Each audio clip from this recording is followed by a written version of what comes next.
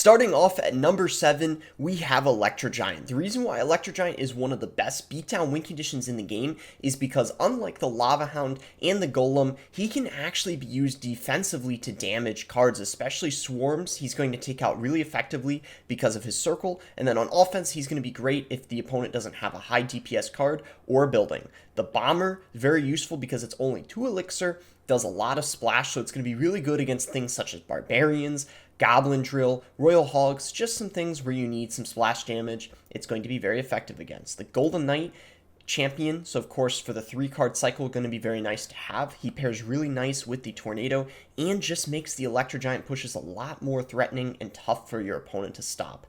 The Phoenix is an incredible air counter, going to be really good against things like the Lava Hound and the Balloon. The Cannon, going to be great against all sorts of win conditions. You can use it against ground win conditions, and then even against balloons, you can play it towards the middle and then use the Tornado to of course get that really nice king activation. The Lightning is going to allow your Electro Giant to break through buildings, and it's just a really nice reset against things like the Inferno Drag and the Inferno Tower. The Tornado you can use to pull things into the Electro Giant circle, and then of course you got the Barb Barrel, which is a nice mini tank you could use on defense. It's also really good against bait cards like the Goblin Barrel. Next up, we got this bridge spam deck with the Ram Rider. Ram Rider, kind of like the Electro Giant, like I talked before, it's going to be very good defensively as well as offensively because the Ram Rider is going to be great against slowing down things such as the Balloon, Hog Riders, or other kind of win conditions, while also pressuring a lot and being annoying for your opponent to stop.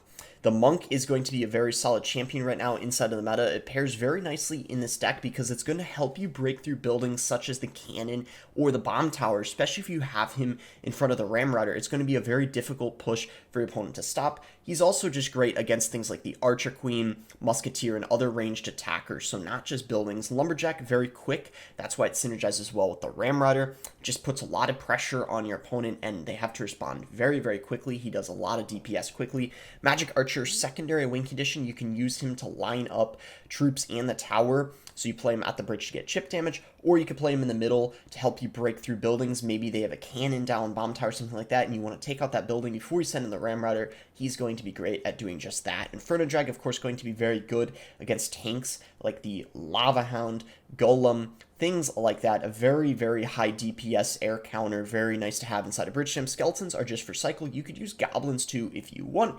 And then Fireball, typically used inside a bridge spam. It's just a nice spell to have to apply pressure to get direct damage, unlike the poison, because bridge spam, you want things to happen quickly. It's a quick deck, fast paced, so that's why you want the immediate damage right away.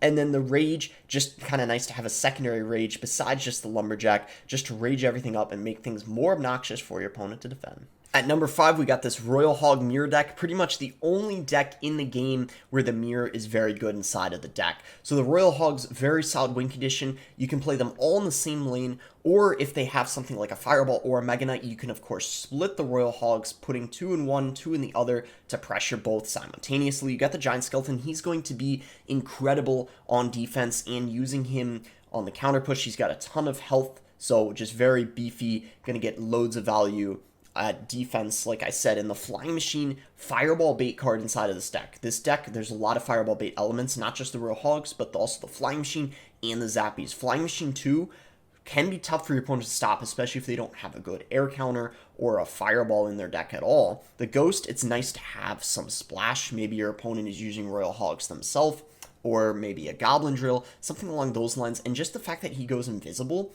can just be a nuisance for your opponent to deal with. Fisherman to get King Tower activations or pull things away from the Royal Hogs. Maybe someone has a Dark Prince, a Ghost, Mega Knight, you just want to yank that away from the Royal Hogs so you're able to get more damage with them. And the Mirror, just to mirror everything. So if they use a Royal Hog counter like Fireball, Mega Knight, and they have it out of cycle, or even the Bomb Tower, just send the Royal Hogs in mirrored in the other lane, and then they don't have anything for them. The Zappies are incredible on defense. They're, of course, going to be so solid against Electro Giant and things like that, just stalling all sorts of pushes. And then Arrows, very consistent spell. They take up a large radius. Because they take up so much space and they're only 3 elixir, you're pretty much going to get value out of them regardless of what deck they're using. In double and triple elixir, especially when there's so much going on in the field, they're going to get a lot of value. Next up, we have a Royal Giant deck. So Royal Giant has been one of the most consistent and dominant win conditions for a while. There's a variety of different decks you can use him in, but this is the deck I ultimately decided to show in this video because I think it is one of the best inside of this meta. Skeleton King, going to be very good inside of this deck. He synergizes very well with the Tombstone because that's a great way to, of course, fill up his bar. The Zappies, like I talked about in the previous deck, are just great defensively, great at stopping Electro Giant directly in its tracks, or even any kind of big win condition like the Lava Hound, Electro Giant, Golem, all of those, and even things like Bridge Spam, the Zappies are just great against. Mother Witch is going to be really good against the Graveyard. There's a lot of Graveyard in this meta. Same with the Goblin Hut, and she's going to do great against those things. And then Fisherman, like I talked about before, for the King Tower activation and just pulling things away from the Royal Giant, going to be very useful. Tombstone, amazing on defense, just stalls, your opponent's pushes for such a very long time. The Tombstone and the Zappy combination is just brutal defensively,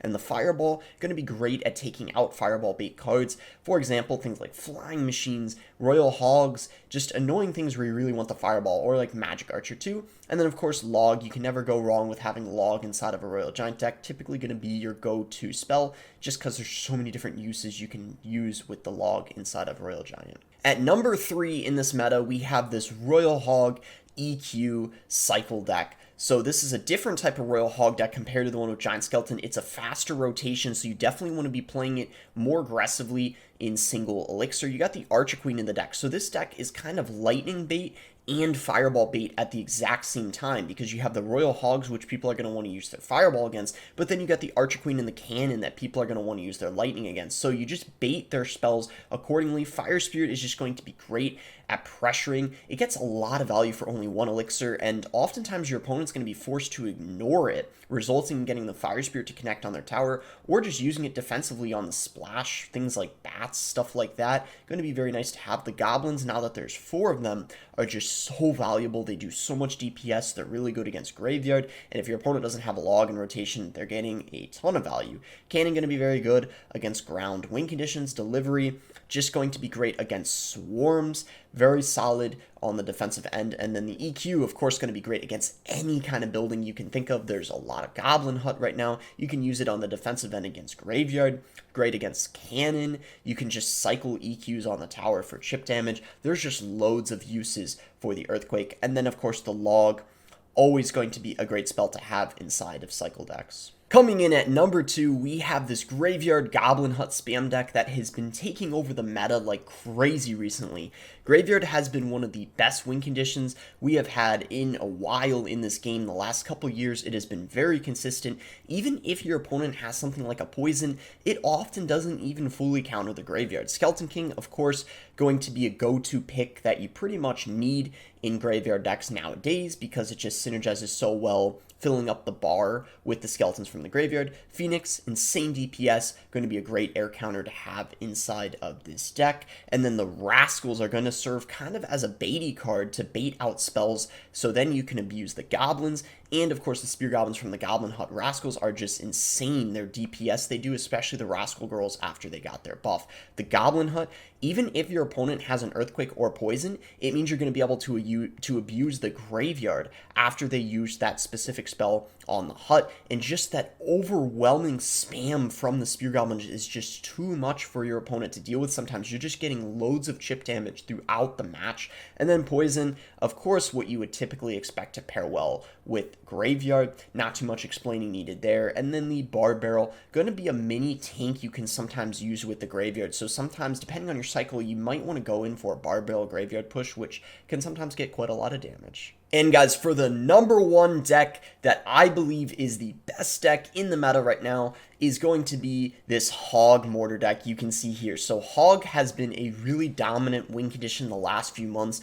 Basically, if your opponent doesn't have a Tornado, you're almost always going to have at least a decent matchup and be able to outplay them. The Musketeer gets so much value. Even if your opponent has a poison, a fireball, or a lightning, you're often going to be able to outcycle it or space her out between, the towers and the mortars. Play her accordingly so they can't get a ton of spell value. Mighty Miner, one of the very best cards in the game. He has so much health, and just his ability is so broken sometimes, being able to take things out and then send him in the other lane. And then if you're dry on elixir and don't have anything, he'll just take the whole tower. Ice Spirit, freezing everything, stopping everything in its tracks for such a long time, buying you plenty of time to defend. It's especially useful against win conditions, just slowing everything down so you're able to stop it. And then the Goblins, like I talked about before, just so much DPS for only 2 elixir. You can use guards or skeletons again if you want, but I definitely would recommend goblins. And then the mortar can be used defensively and also offensively to get damage, so you can kind of alternate whether you want to pressure with it or defend. Has a lot of HP for only 4 elixir. Very valuable inside a hog. Again, you could try bomb tower, but I think mortar's a lot better just for the offensive potential. Just in case they have a tornado for the hog, you can still get damage with the mortar. Earthquake to break through buildings, and log as you'd expect. That's my list. Let me know what you guys think.